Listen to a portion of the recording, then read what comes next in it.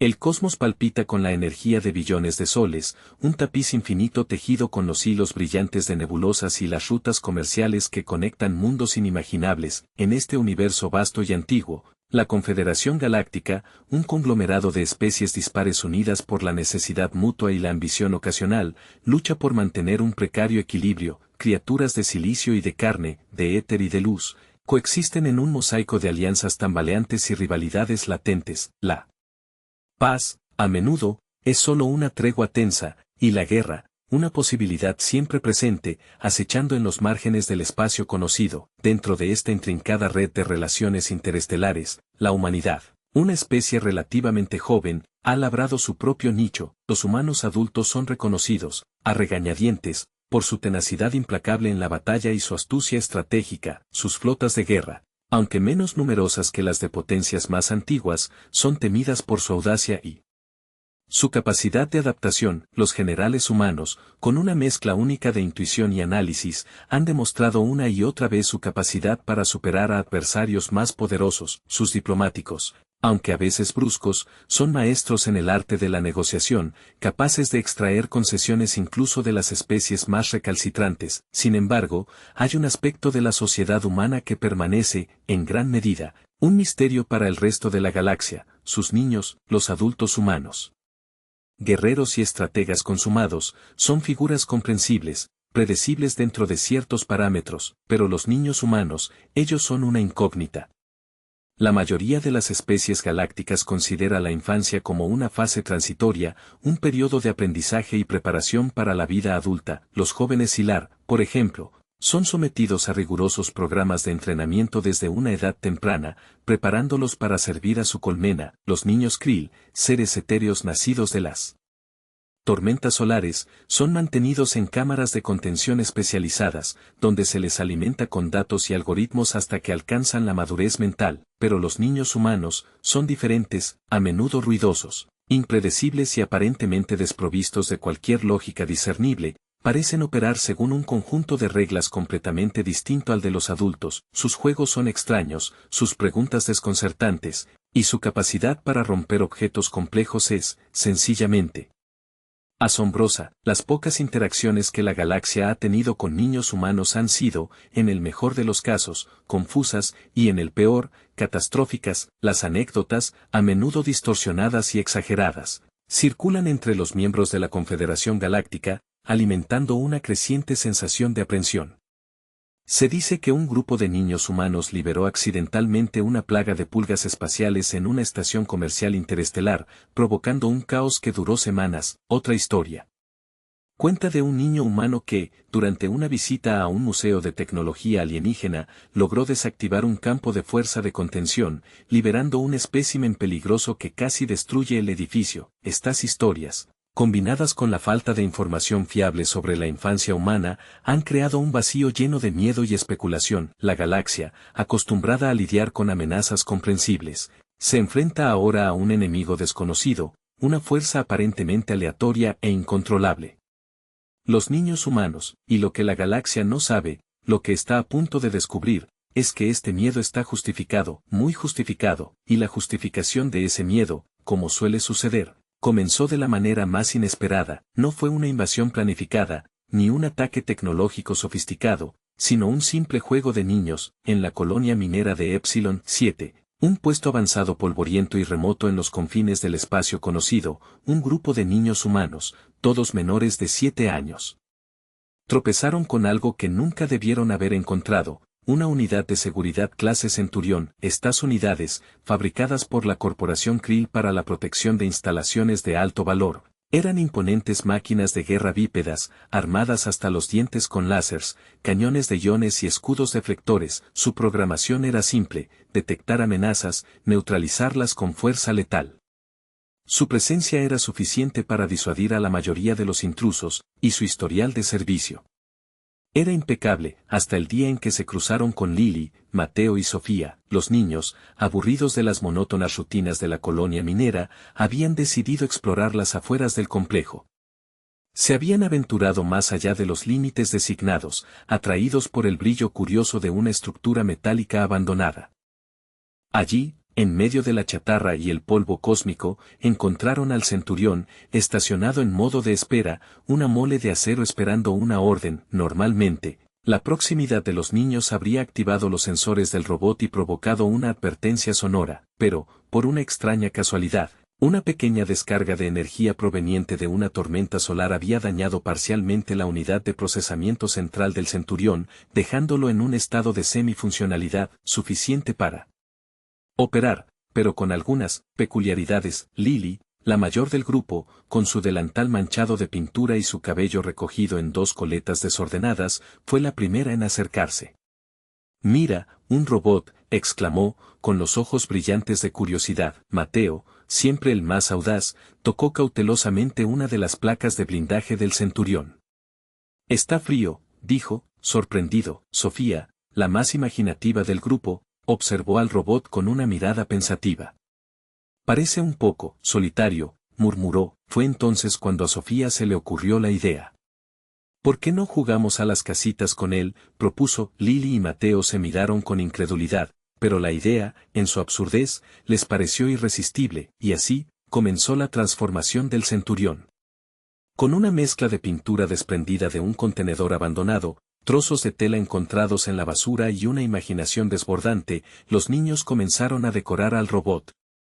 Le pintaron flores en las placas de blindaje, le ataron trozos de tela para hacerle un vestido y le colocaron un viejo sombrero de minero en la cabeza. El centurión, en su estado dañado, interpretó estas acciones como una forma de mantenimiento. Sus protocolos de seguridad, gravemente comprometidos, se habían reconfigurado a sí mismos, dando prioridad al bienestar de los nuevos usuarios, y así, el robot de seguridad más avanzado de la corporación Krill se convirtió en la estrella de un juego de casitas.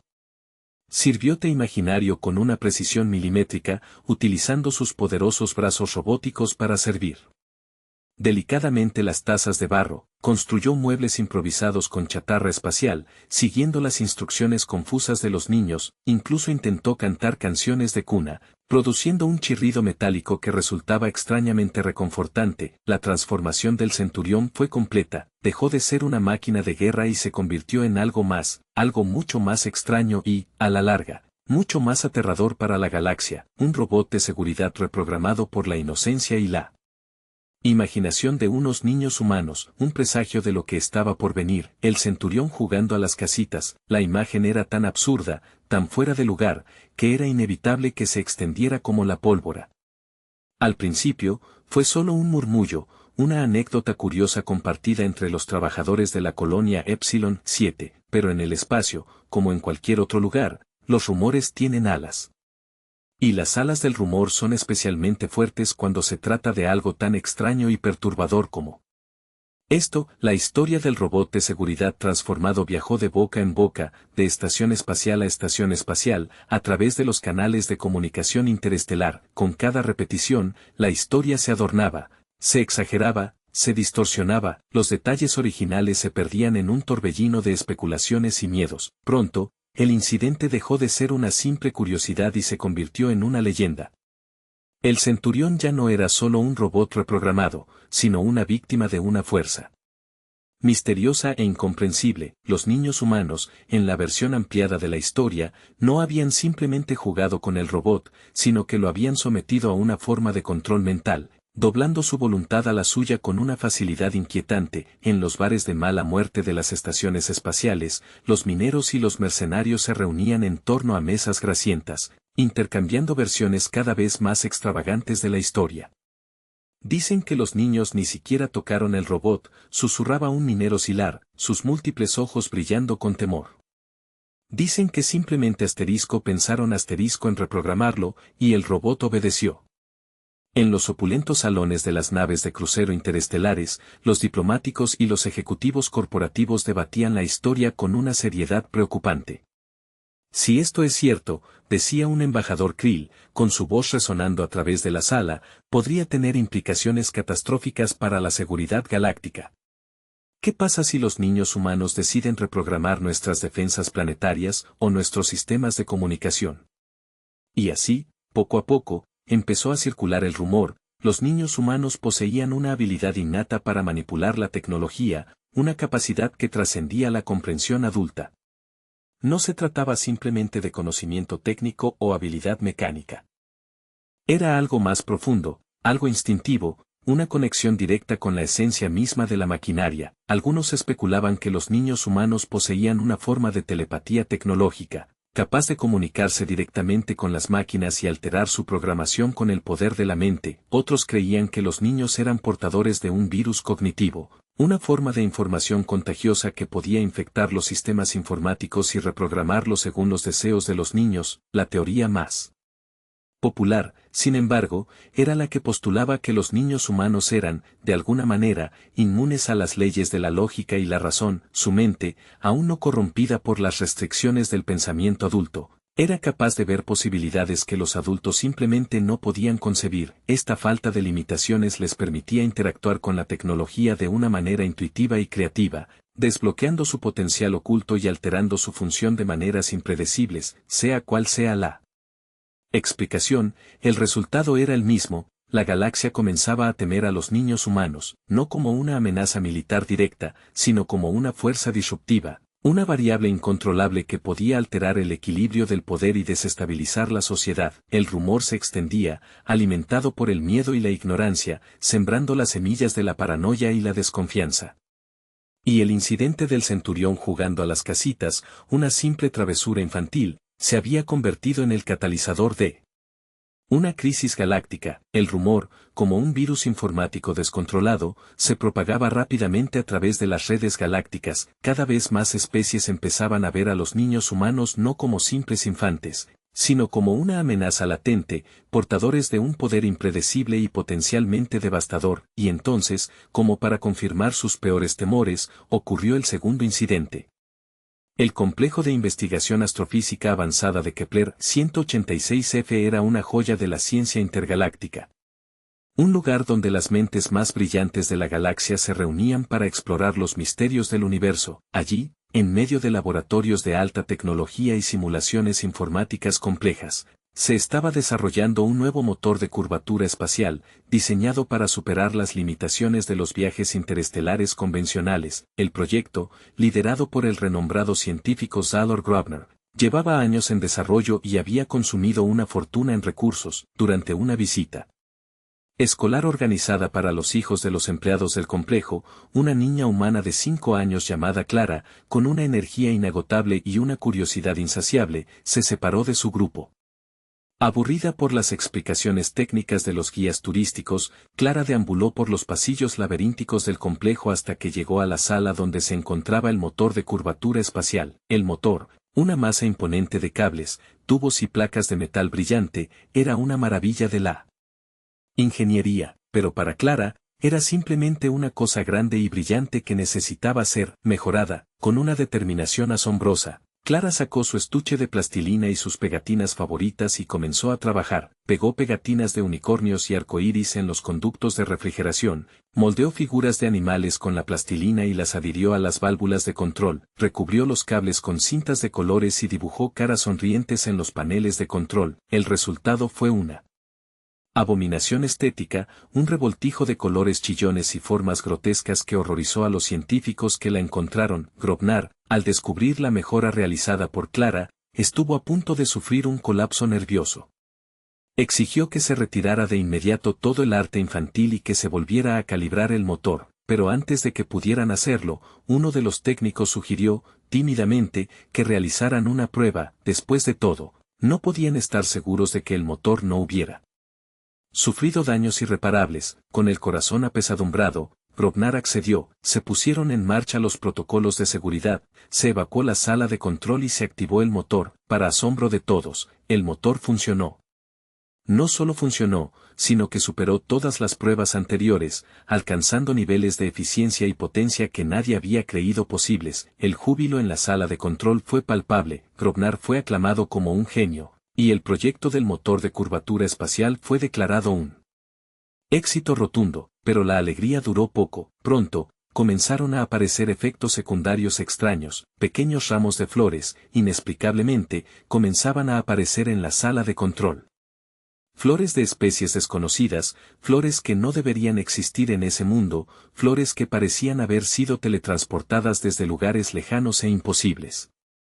Las flores no causaban ningún daño, pero su presencia era inquietante, una señal de que algo fundamentalmente extraño estaba sucediendo. El incidente de Clara y el motor de curvatura espacial se convirtió en un nuevo capítulo en la leyenda de los niños humanos. Ya no se trataba solo de reprogramar robots o manipular sistemas informáticos, ahora, parecía que los niños humanos podían alterar las leyes mismas de la física, con resultados impredecibles y potencialmente peligrosos. La galaxia, cada vez más aterrorizada, comenzaba a preguntarse qué harían estos pequeños seres cuando crecieran. La aparición repentina de flores interdimensionales en el laboratorio de Kepler 186f no solo sembró el pánico, sino que también provocó una intensa investigación. Los científicos de la galaxia, desconcertados por la naturaleza de los incidentes relacionados con los niños humanos, comenzaron a buscar patrones, a intentar encontrar una explicación racional a lo que parecía ser una completa locura. Fue un científico Silar, el Dr. Glargon 7, un investigador obsesionado con la anomalía de los niños humanos, quien finalmente propuso una teoría que, aunque radical, comenzó a ganar aceptación entre la comunidad científica intergaláctica. Glargon 7, con sus múltiples ojos fijos en pantallas llenas de datos y ecuaciones complejas, había pasado años estudiando los informes del Centurión reprogramado y del motor de curvatura espacial mejorado, había analizado los patrones de ondas cerebrales de los niños, estudiado su comportamiento, incluso intentado recrear sus acciones en simulaciones informáticas. Después de meses de investigación exhaustiva, Glargon 7 presentó su teoría a la Confederación Galáctica en una conferencia transmitida en vivo a través de toda la galaxia. La teoría, que Glargon 7 denominó la singularidad infantil, fue recibida con una mezcla de incredulidad y fascinación. Mis estimados colegas, comenzó Glargon 7, su voz resonando a través de los altavoces, he llegado a la conclusión de que los niños humanos no son simplemente diferentes a nosotros, son, en esencia, asterisco singulares asterisco punto. Glargon 7 explicó que, a diferencia de la mayoría de las especies galácticas, cuyos jóvenes son sometidos a un riguroso condicionamiento y entrenamiento desde una edad temprana, los niños humanos son criados en un ambiente relativamente libre y sin restricciones. Esta falta de condicionamiento, argumentó Glargon 7, les permite mantener una conexión intuitiva con la realidad fundamental, una conexión que la mayoría de los adultos han perdido. Los niños humanos, continuó Glargon 7, no están limitados por las leyes de la lógica y la razón. Su mente, aún no corrompida por las restricciones del pensamiento adulto, es capaz de percibir posibilidades que nosotros simplemente no podemos concebir. Esta falta de limitaciones les permite interactuar con la realidad de una manera directa e instintiva. Glargon 7 postuló que los niños humanos, en su inocencia y falta de restricciones lógicas, poseen una forma de conciencia cuántica, una conexión directa con el tejido mismo del espacio-tiempo. Esta conexión, argumentó, les permite alterar las leyes físicas sin siquiera darse cuenta. Cuando una niña humana pega una pegatina de unicornio en un motor de curvatura espacial, explicó Glargon 7, no lo hace con la intención de mejorar el motor. Simplemente lo hace porque le parece que el motor necesita un unicornio, pero al hacerlo, activa, sin saberlo, una serie de reacciones cuánticas que alteran la estructura del espacio-tiempo, permitiendo que el motor funcione de una manera que antes era imposible. La teoría de la singularidad infantil fue recibida con escepticismo por muchos científicos, quienes la consideraron demasiado especulativa y carente de evidencia empírica, pero otros, impresionados por la coherencia de la teoría y su capacidad para explicar los incidentes relacionados con los niños humanos, comenzaron a apoyarla. La teoría de Glargon 7 se convirtió en un tema de debate candente en toda la galaxia, se publicaron artículos científicos, se organizaron conferencias, se realizaron simulaciones informáticas. La galaxia, cada vez más obsesionada con el misterio de los niños humanos, buscaba desesperadamente una respuesta, y la teoría de la singularidad infantil, por radical que fuera, parecía ser la única explicación plausible a lo que estaba sucediendo. El miedo, sin embargo, no disminuyó, de hecho, la teoría solo lo intensificó. Si los niños humanos eran realmente capaces de alterar la realidad, ¿quién podría predecir lo que harían a continuación? La teoría de la singularidad infantil, aunque controvertida, había calado hondo en la conciencia galáctica. Los gobiernos alienígenas, cada vez más nerviosos, comenzaron a implementar medidas de precaución, restringiendo el acceso de los niños humanos a instalaciones sensibles y aumentando la vigilancia en las colonias humanas. Pero, como suele suceder, las medidas de seguridad no fueron suficientes para evitar el inevitable. El tercer incidente, la Cumbre de la Armonía Galáctica, era un evento crucial, un intento desesperado de mantener la paz entre las facciones más poderosas de la Confederación Galáctica. Durante años, las tensiones habían ido en aumento, alimentadas por disputas territoriales, conflictos comerciales y desconfianza mutua. La cumbre, celebrada en la lujosa Estación Espacial Concordia, era la última esperanza de evitar una guerra interestelar a gran escala. Entre los asistentes se encontraba el embajador humano Richard Harding, un diplomático experimentado conocido por su habilidad para navegar por las aguas turbulentas de la política galáctica. Harding había traído consigo a su hijo de 7 años, Tommy, un niño curioso y enérgico con una fascinación por la tecnología. La cumbre había comenzado con cautela, con discursos cuidadosamente elaborados y negociaciones tensas. Pero un problema persistente amenazaba con descarrilar todo el proceso: el traductor universal. El dispositivo, esencial para la comunicación entre las diferentes especies, había estado funcionando mal durante años, produciendo traducciones imprecisas y a menudo cómicas. Las interpretaciones erróneas habían provocado malentendidos, insultos involuntarios y, en algunos casos, casi habían desencadenado conflictos armados. Tommy, aburrido de los largos discursos y las formalidades diplomáticas, se había escabullido de la sala de recepción y había comenzado a explorar la estación espacial. Atraído por el brillo de las luces y el zumbido de los circuitos, Tommy llegó a la sala donde se encontraba el traductor universal, una maraña de cables, tubos y procesadores de datos. El traductor, un dispositivo antiguo y complejo, había sido diseñado por una especie alienígena hace miles de años y su funcionamiento interno era un misterio incluso para los ingenieros más capacitados de la galaxia. Pero para Tommy, era simplemente un juguete grande y complicado que necesitaba ser arreglado. Con una determinación infantil, Tommy se acercó al traductor y comenzó a manipular los cables y los botones. Desconectó cables sueltos, apretó tornillos flojos y presionó botones al azar. Los ingenieros de la sala de control, al ver lo que estaba sucediendo, entraron en pánico. Intentaron detener a Tommy, pero era demasiado tarde. Tommy, con una sonrisa triunfal, presionó el botón de encendido. El traductor universal se reinició, y, para asombro de todos, funcionó, pero funcionó de una manera inesperada. El traductor ya no traducía las palabras que se decían, sino los pensamientos que había detrás de las palabras. Traducía lo que el hablante realmente pensaba, no lo que decía. El caos estalló inmediatamente en la sala de la cumbre. Los diplomáticos, acostumbrados a ocultar sus verdaderas intenciones tras una fachada de cortesía y diplomacia, se encontraron de repente expuestos. Los insultos ocultos, las ambiciones secretas y las desconfianzas latentes fueron reveladas a todos. El embajador Krill, que había estado elogiando la paz y la cooperación, de repente se encontró declarando su desprecio por los humanos y su deseo de anexar sus territorios. La delegada Silar, que había estado promoviendo el libre comercio, confesó su plan secreto para sabotear la economía humana. La cumbre se disolvió en un pandemonio de acusaciones, insultos y amenazas. La guerra interestelar, que había estado a punto de evitarse, ahora parecía inevitable, y todo gracias a la mejora accidental de un niño humano. La galaxia, al borde del abismo, comprendió finalmente la verdadera magnitud de su miedo a los niños humanos. No solo podían alterar la realidad física, sino que también podían destruirla.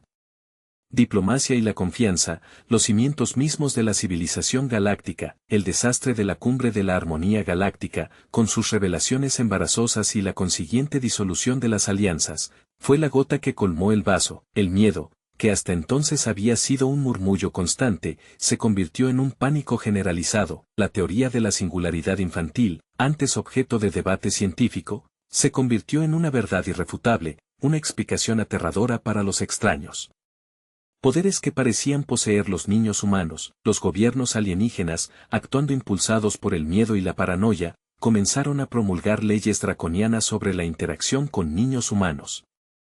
Se impusieron restricciones de viaje, se prohibieron las reuniones interraciales y se intensificó la vigilancia en las colonias humanas.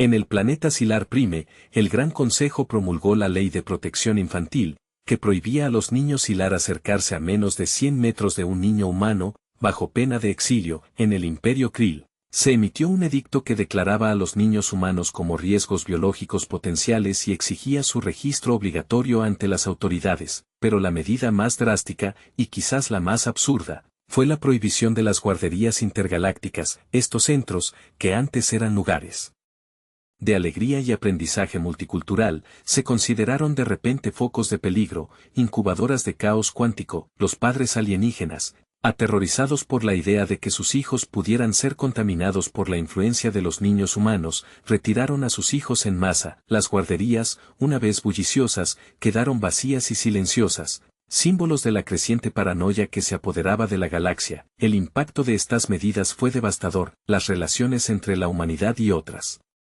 especies se deterioraron rápidamente. Las colonias humanas, antes prósperas y vibrantes, se convirtieron en guetos aislados, marginados y desconfiados. Los niños humanos, antes vistos como niños normales, fueron estigmatizados y temidos, convertidos en parias por el simple hecho de su existencia. En la Tierra, la respuesta a la histeria galáctica fue variada. Algunos humanos, indignados por el trato que recibían sus hijos, exigieron una acción militar. Otros, aterrorizados por las posibles consecuencias, abogaron por el aislamiento completo de la humanidad del resto de la galaxia, pero la mayoría, simplemente, estaban confundidos y asustados. El embajador Richard Harding, todavía avergonzado por el incidente de su hijo en la cumbre de la armonía galáctica, intentó calmar los ánimos y restablecer la confianza. Viajó por toda la galaxia, pronunciando discursos apasionados y reuniéndose con líderes alienígenas, pero sus esfuerzos fueron en vano. El miedo era demasiado profundo, la paranoia demasiado arraigada. La galaxia, presa del pánico, se estaba desmoronando. Las alianzas se rompían, las economías se hundían y la guerra parecía inminente, y todo, irónicamente, por el miedo a los seres más inocentes e indefensos, los niños humanos. Pero incluso en medio del caos y la desesperación, había una pequeña chispa de esperanza. Algunos individuos, tanto humanos como alienígenas, se negaron a ceder al miedo. Creyeron que los niños humanos, a pesar de sus extraños poderes, no eran una amenaza, sino una oportunidad para aprender, para crecer y para construir un futuro mejor para toda la galaxia. Pero para que esa esperanza se hiciera realidad, tendrían que superar el miedo, la desconfianza y la paranoia que amenazaban con consumirlo todo. La tarea, sin embargo, parecía casi imposible. En medio de la creciente paranoia y la desintegración de la sociedad galáctica, la pequeña chispa de esperanza se mantuvo viva, alimentada por aquellos que se negaban a sucumbir al miedo. Pero incluso ellos, los optimistas, comenzaban a dudar. ¿Cómo podían convencer al resto de la galaxia de que los niños humanos no eran una amenaza cuando cada nuevo incidente parecía confirmar lo contrario? Y entonces, cuando todo parecía perdido, ocurrió el cuarto incidente, un incidente que, irónicamente, sería el punto de inflexión. El planeta Aquamarina, un mundo oceánico con playas de arena plateada y aguas turquesas, era un popular destino turístico, a pesar de la histeria galáctica. Algunas familias humanas se negaron a renunciar a sus vacaciones anuales, decididas a disfrutar de la belleza de Aquamarina y a ignorar las miradas de reojo y los murmullos desconfiados. Entre esas familias se encontraba la familia Chen, compuesta por los padres, Li y Mei, y sus tres hijos, Lin, de 8 años, Jian, de 6, y Hua, de 4. Los Chen habían llegado a Aquamarina decididos a pasar un buen rato, a construir castillos de arena, a nadar en el océano y a olvidar, aunque solo fuera por un tiempo, el miedo y la paranoia que se apoderaban de la galaxia. Un día, mientras jugaban en la playa, Lin, Jian y Hua decidieron construir el castillo de arena más grande y hermoso que jamás hubieran visto. Trabajaron con entusiasmo, cavando fosos, construyendo torres y decorando las paredes con conchas marinas y algas, pero la arena de Aquamarina era diferente a la arena de la Tierra. Era más fina, más suave y, por alguna razón, parecía tener propiedades inusuales. A medida que los niños cavaban más y más profundo, comenzaron a notar algo extraño, un brillo tenue que emanaba del fondo del agujero. Al principio, pensaron que era solo un reflejo del sol, pero a medida que seguían cavando, El brillo se hizo más intenso, hasta que se convirtió en un portal brillante y pulsante. Asombrados, los niños se acercaron al borde del agujero y miraron hacia abajo. Lo que vieron los dejó sin aliento. No era simplemente un agujero profundo en la arena, sino un túnel que se extendía hacia un lugar desconocido, un lugar lleno de colores brillantes, formas extrañas y sonidos suaves y melodiosos. Sin dudarlo, Lin, Jian y Hua saltaron al agujero. Se encontraron en una dimensión alternativa, un mundo mágico y surrealista poblado por criaturas amigables hechas de algodón de azúcar. Las criaturas, de colores pastel y formas caprichosas, los recibieron con alegría y los invitaron a explorar su mundo. Los niños pasaron horas jugando con las criaturas de algodón de azúcar, comiendo nubes de caramelo y explorando paisajes fantásticos. Se rieron, cantaron y bailaron, olvidando por completo el miedo y la paranoia que asolaban su propia galaxia. Mientras tanto, en la playa de Acuamarina, los padres de los niños, al darse cuenta de su desaparición, entraron en pánico. Llamaron a las autoridades, que iniciaron una búsqueda masiva, pero no pudieron encontrar ni rastro de los niños. Finalmente, uno de los investigadores, al examinar el agujero en la arena, notó el brillo tenue que emanaba del fondo. Intrigado, se acercó y miró hacia abajo. Lo que vio lo dejó sin palabras. El agujero no era simplemente un agujero, sino un portal, un agujero de gusano estable que conectaba la galaxia con una dimensión alternativa, un agujero de gusano creado, sin saberlo, por un grupo de niños humanos que simplemente intentaban construir un castillo de arena. La noticia del descubrimiento del agujero de gusano se extendió como la pólvora por toda la galaxia, y por primera vez en mucho tiempo, el miedo fue reemplazado por la curiosidad. La gente comenzó a preguntarse qué había al otro lado del portal, qué tipo de criaturas vivían en esa dimensión alternativa, qué tipo de secretos guardaba. El incidente del agujero de gusano de Acuamarina fue el punto de inflexión. Demostró que los niños humanos, a pesar de sus extraños poderes, no eran simplemente una amenaza, también eran una fuente de asombro, de maravilla y de potencial ilimitado. El miedo, aunque todavía presente, comenzó a desvanecerse, reemplazado por una sensación creciente de esperanza y de posibilidad. La galaxia, al borde del abismo, comenzaba a vislumbrar una nueva dirección. El agujero de gusano de Acuamarina, con su promesa de un mundo nuevo y extraño, había sembrado una semilla de duda en la mente colectiva de la galaxia. La curiosidad, reprimida durante tanto tiempo por el miedo, comenzaba a resurgir, pero el miedo, por supuesto, no desapareció por completo, simplemente se transformó. La galaxia, una vez unida en su temor a los niños humanos, se dividió. Surgieron dos facciones opuestas, cada una con una visión radicalmente diferente del futuro. En un lado estaban los exterminacionistas, liderados por el gran almirante Krill Sorgon IX, un guerrero implacable que había perdido a su hijo en un incidente relacionado con un niño humano, un incidente que, según los rumores, involucraba un robot de helados reprogramado y una fuga accidental de helio. Los exterminacionistas creían que los niños humanos eran una amenaza existencial para la galaxia y que la única solución era el exterminio preventivo. No podemos arriesgarnos, declaraba Sorgon IX en sus discursos incendiarios, transmitidos a través de la red galáctica. Estos niños son bombas de tiempo cuánticas, esperando para explotar y destruir nuestra civilización. Debemos actuar antes de que sea demasiado tarde. Debemos erradicar esta plaga antes de que nos consuma a todos. Los exterminacionistas contaban con el apoyo de muchas especies que habían sufrido directamente las consecuencias de los incidentes relacionados con los niños humanos. Los Hilar, todavía traumatizados por la mejora del motor de curvatura espacial, se unieron a la causa con entusiasmo. Los Gruntos, una especie guerrera conocida por su brutalidad, ofrecieron sus servicios como exterminadores. En el otro lado estaban los potencialistas, liderados por la científica Sylar Glargon VII, la misma que había propuesto la teoría de la singularidad infantil. Glargon VII, a pesar de ser la autora de la teoría que había alimentado el miedo galáctico, creía que los niños humanos no eran una maldición, sino una bendición disfrazada. Es cierto, reconocía Glargon VII en sus discursos, que los niños humanos poseen poderes extraños e impredecibles. Pero también es cierto que esos poderes tienen el potencial de resolver muchos de los problemas que aquejan a nuestra galaxia. Imaginen lo que podríamos lograr si pudiéramos aprender a controlar y a dirigir esas habilidades innatas, podríamos curar enfermedades incurables, viajar a través del universo a velocidades inimaginables, incluso resolver la escasez de recursos creando nuevos mundos a partir de la nada.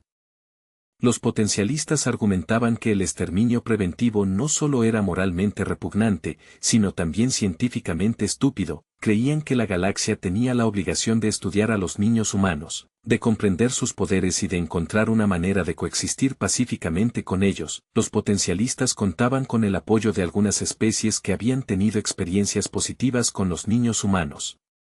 Los Flops, una especie pacífica y contemplativa conocida por su sabiduría.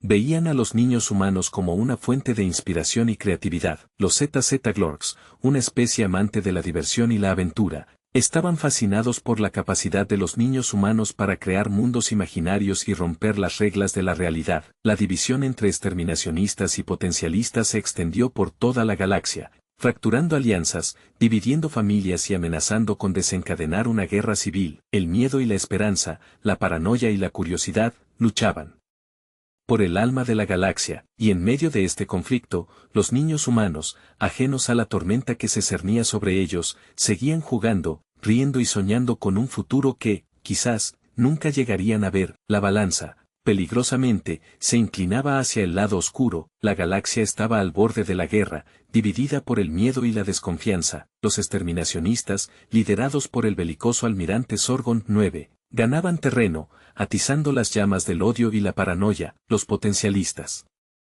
liderados por la científica Glargon 7, luchaban por mantener viva la esperanza, pero sus voces eran ahogadas por el clamor de la multitud enfurecida. Parecía que el exterminio preventivo de los niños humanos era inevitable, pero entonces, en el momento más oscuro, una luz brilló. Una líder valiente se alzó para desafiar el miedo y ofrecer una alternativa. La líder era la emperatriz Lyra de los Sylvans, una especie arbórea conocida por su sabiduría, su paciencia y su profunda conexión con la naturaleza. Lyra era una anciana, con el tronco cubierto de cicatrices y las ramas cargadas de hojas plateadas. Había visto siglos de guerra y de paz, de amor y de odio. Había aprendido que el miedo es un arma poderosa, pero que la esperanza es aún más fuerte. Lyra había permanecido en silencio durante la mayor parte del debate sobre los niños humanos, observando y reflexionando. Había escuchado los argumentos de los exterminacionistas y de los potencialistas, había estudiado los informes científicos y había meditado sobre el significado de los incidentes. Finalmente, Lyra decidió que ya no podía permanecer en silencio. Sabía que el destino de la galaxia pendía de un hilo y que debía actuar para evitar la catástrofe. Lyra convocó una asamblea de la Confederación Galáctica, reuniendo a los líderes de todas las especies para escuchar su propuesta. Su discurso, transmitido en vivo a través de la red galáctica, fue un llamamiento a la razón, a la compasión y a la esperanza. Mis estimados colegas, comenzó Lyra, su voz resonando con una fuerza tranquila, hemos permitido que el miedo nos consuma, hemos permitido que la paranoia nos ciegue ante la verdad. La verdad es que los niños humanos no son monstruos, no son bombas de tiempo, no son una amenaza que deba ser erradicada. Lyra reconoció que los niños humanos poseían poderes extraños e impredecibles, pero argumentó que esos poderes no eran inherentemente malvados. Son simplemente diferentes, dijo Lyra. Su mente funciona de una manera que nosotros no comprendemos, pero eso no significa que debamos temerles, significa que debemos intentar entenderlos. Lyra propuso un programa innovador para estudiar y guiar las habilidades de los niños humanos. El programa, que Lyra denominó el Proyecto Semilla Estelar, consistiría en la creación de centros de aprendizaje especializados donde los niños humanos serían emparejados con mentores alienígenas sabios y pacientes. Los mentores, cuidadosamente seleccionados por su experiencia y su comprensión de la singularidad infantil, trabajarían con los niños para desarrollar sus habilidades de una manera segura y constructiva.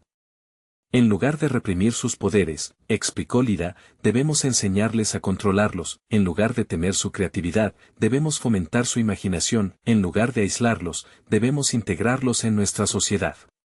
Debemos verlos no como una amenaza, sino como una oportunidad para aprender, para crecer y para construir un futuro mejor para toda la galaxia.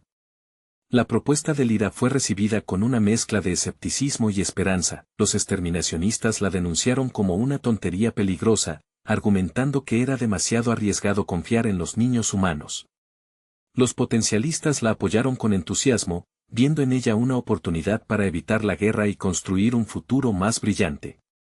La asamblea votó sobre la propuesta de Lyra. La votación fue reñida, pero al final, la propuesta fue aprobada por una estrecha mayoría. El proyecto Semilla Estelar se pondría en marcha. La galaxia, al borde del abismo, tenía una última oportunidad de evitar la catástrofe, y la esperanza, una vez más, brillaba en la oscuridad. Con la aprobación del proyecto Semilla Estelar, la galaxia contuvo la respiración. Los exterminacionistas, aunque derrotados en la asamblea, no habían renunciado a su causa, continuaban propagando el miedo y la desconfianza, saboteando los esfuerzos de los potencialistas y conspirando para derrocar a la emperatriz Lyra. La paz, una vez más, pendía de un hilo. El proyecto Semilla Estelar comenzó con un programa piloto, diseñado para evaluar la viabilidad de la propuesta de Lyra y para identificar los mejores métodos para trabajar con los niños humanos. Se crearon centros de aprendizaje en varios planetas de la galaxia, cada uno adaptado a las necesidades y la cultura de las especies locales. Niños humanos de todas las edades fueron seleccionados para participar en el programa, junto con mentores alienígenas sabios, pacientes y con una mente abierta. Los mentores provenían de diversas especies, desde los contemplativos Flops hasta los ingeniosos Greblons, y todos compartían una creencia común: los niños humanos no eran una amenaza, sino una oportunidad. El programa piloto comenzó con entusiasmo, pero pronto se hizo evidente que la tarea de comprender y guiar las habilidades de los niños humanos sería mucho más difícil de lo que nadie había previsto. Hubo fracasos cómicos. Un niño humano, al intentar ayudar a un mentor Greblon a reparar un motor de curvatura espacial, accidentalmente lo transformó en una máquina de hacer algodón de azúcar gigante. Otro niño, al intentar enseñar a un mentor Flop a pintar, creó un agujero negro temporal que aspiró todo el estudio de arte. Hubo momentos de frustración. Los mentores, acostumbrados a la lógica y la razón, se encontraban desconcertados por el comportamiento impredecible y aparentemente ilógico de los niños humanos. Los niños, a su vez, se sentían incomprendidos y frustrados por las limitaciones de sus mentores. Pero también hubo descubrimientos asombrosos. Un niño humano, al jugar con un mentor Sylven en un jardín botánico intergaláctico, descubrió una nueva forma de comunicación con las plantas, permitiendo que las especies vegetales se comunicaran entre sí a través de la telepatía. Otro niño, al trabajar con un mentor Krill en un laboratorio de física cuántica, inventó un nuevo tipo de energía limpia que podría resolver la crisis energética de la galaxia. Poco a poco, los mentores comenzaron a comprender que la clave para trabajar con los niños humanos no era intentar controlarlos o reprimirlos, sino simplemente permitirles ser ellos mismos. Aprendieron a confiar en su intuición, a fomentar su creatividad y a celebrar su singularidad. Los niños, a su vez, comenzaron a confiar en sus mentores, aprendieron a respetar sus conocimientos, a valorar su paciencia y a apreciar su apoyo. Desarrollaron un vínculo profundo y significativo con sus mentores, un vínculo que trascendía las barreras de las especies y la cultura. Los resultados del programa piloto fueron mixtos, pero en general, fueron positivos.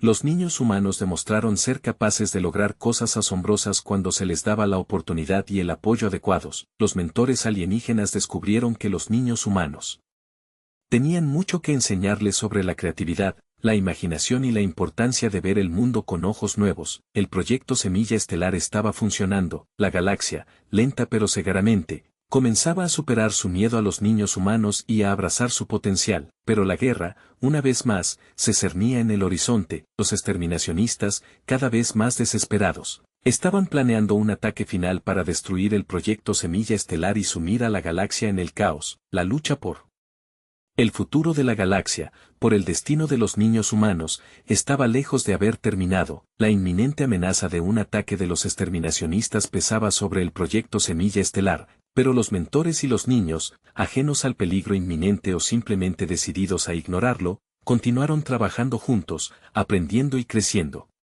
Y fue precisamente en este ambiente de colaboración y confianza donde se descubrió la clave para comprender a los niños humanos. La doctora Anja Sarma Una brillante científica humana y una de las principales defensoras del proyecto Semilla Estelar, hizo un descubrimiento revolucionario mientras observaba a un grupo de niños jugando a las damas con un mentor Flop.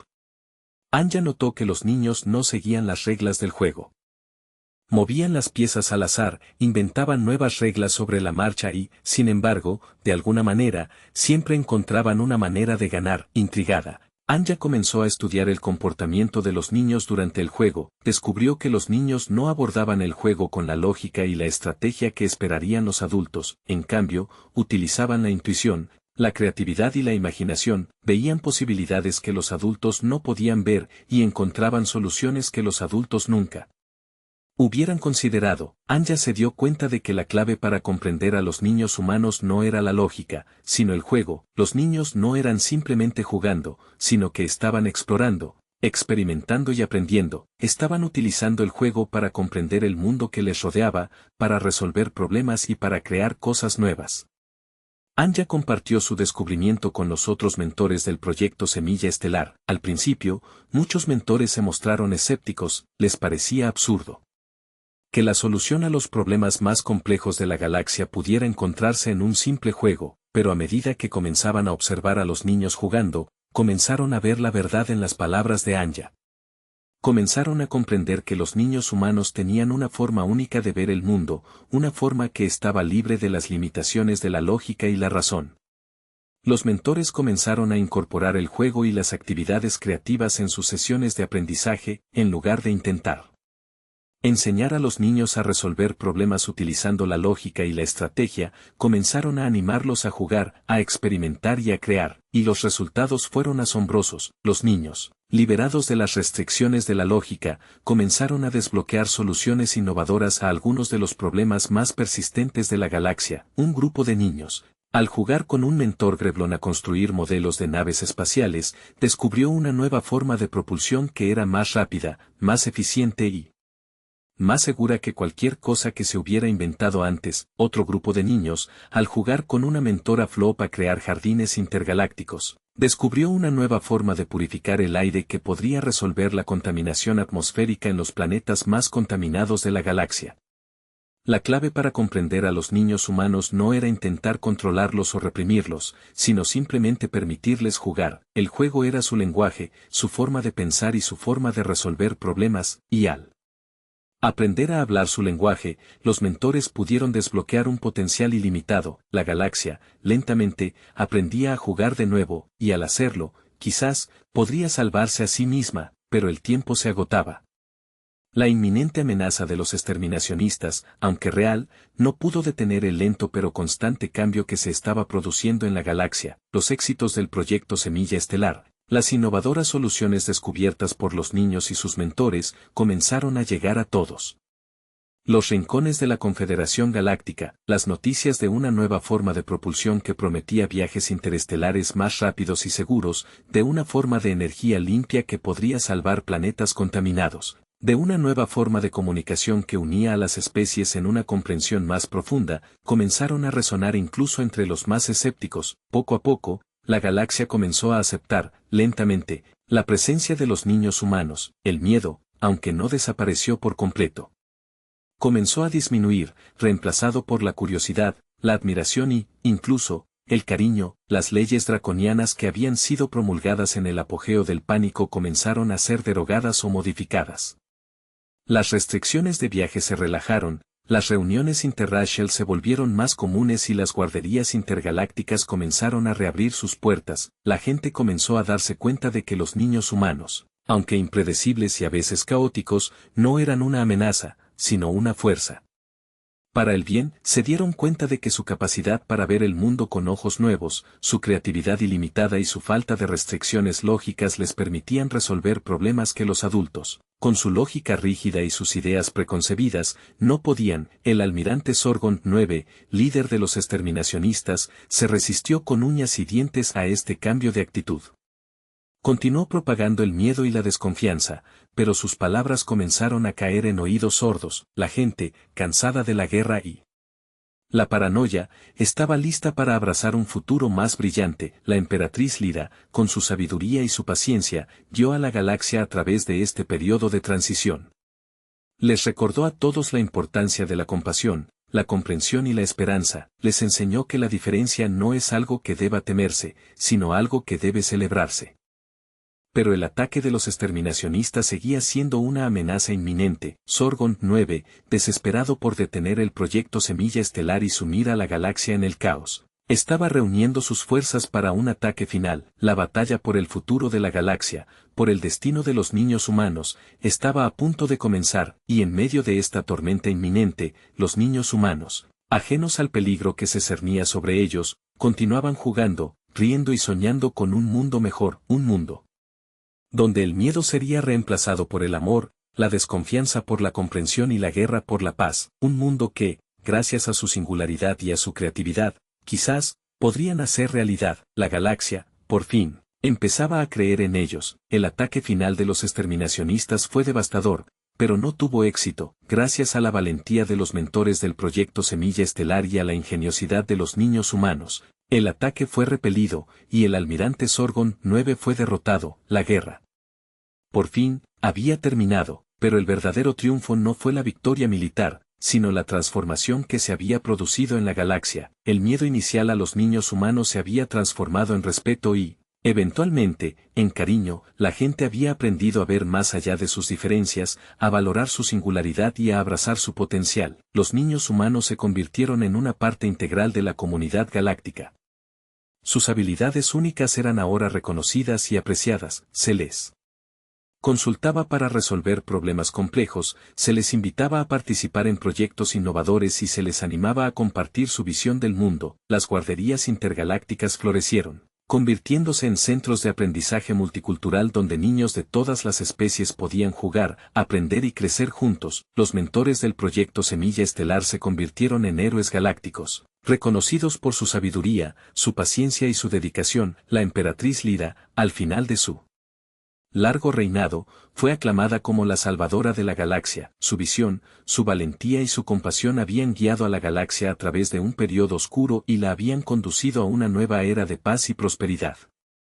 El legado de los niños humanos perduró durante siglos, su influencia se sintió en todos los aspectos de la sociedad galáctica. Recordaron a todos la importancia de la creatividad, la imaginación y la capacidad de ver el mundo con ojos nuevos. Las naves espaciales se diseñaron con la ayuda de niños, incorporando formas y colores que los adultos nunca habrían considerado. Los sistemas de comunicación se mejoraron gracias a la intuición de los niños, permitiendo que las especies se comunicaran entre sí de maneras más profundas y significativas. Los problemas ambientales se resolvieron gracias a la creatividad de los niños, encontrando soluciones innovadoras y sostenibles. La galaxia, gracias a los niños humanos, se había convertido en un lugar mejor, un lugar más pacífico, más próspero y más armonioso, un lugar donde la diferencia era celebrada, la creatividad era fomentada y la esperanza era siempre posible. Y aunque ocasionalmente surgían nuevos incidentes, recordatorios de la imprevisibilidad inherente a la naturaleza de los niños humanos, como la vez que un grupo de niños convirtió accidentalmente la capital galáctica en una gigantesca casa de juegos.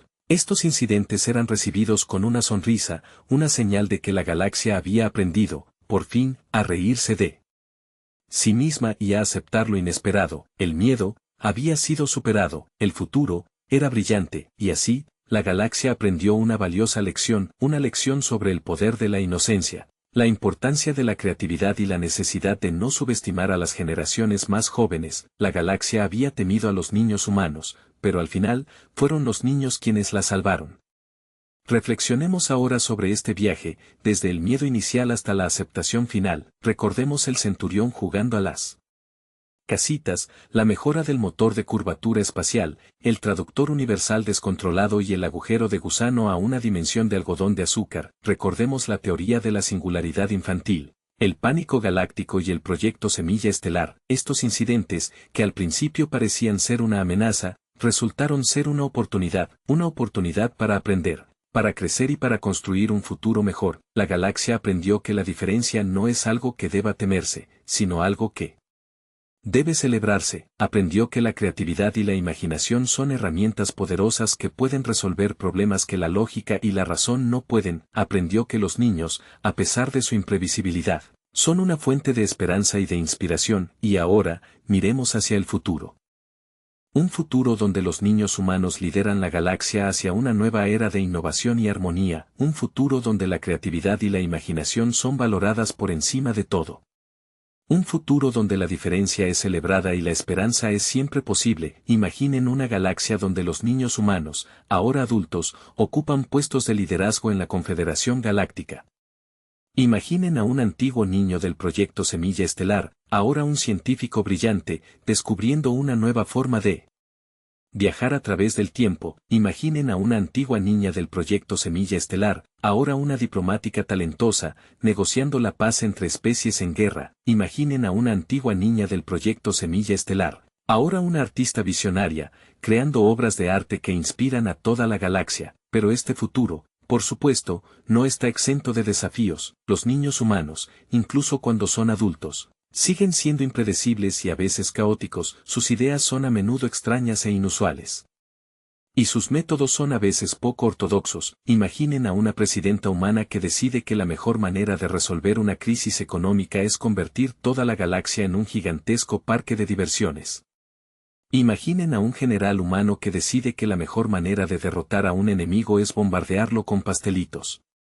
Imaginen a un embajador humano que decide que la mejor manera de negociar un tratado de paz es organizar una fiesta de pijamas intergaláctica. El futuro, sin duda, será caótico y sorprendente, pero también será brillante, innovador y lleno de esperanza, porque la galaxia, gracias a los niños humanos, ha aprendido a abrazar lo inesperado, a celebrar la diferencia y a nunca subestimar el poder de la inocencia, y así, la historia de por qué la galaxia temía a los niños humanos se convierte en una historia de amor, de aceptación y de esperanza. Una historia que nos recuerda que el futuro está en manos de las generaciones más jóvenes y que debemos confiar en su creatividad, en su imaginación y en su capacidad para ver el mundo con ojos nuevos, porque, al final, son ellos quienes nos guiarán hacia un futuro mejor, un futuro donde el miedo es reemplazado por el amor, la desconfianza por la comprensión y la guerra por la paz, un futuro que, gracias a ellos, es posible.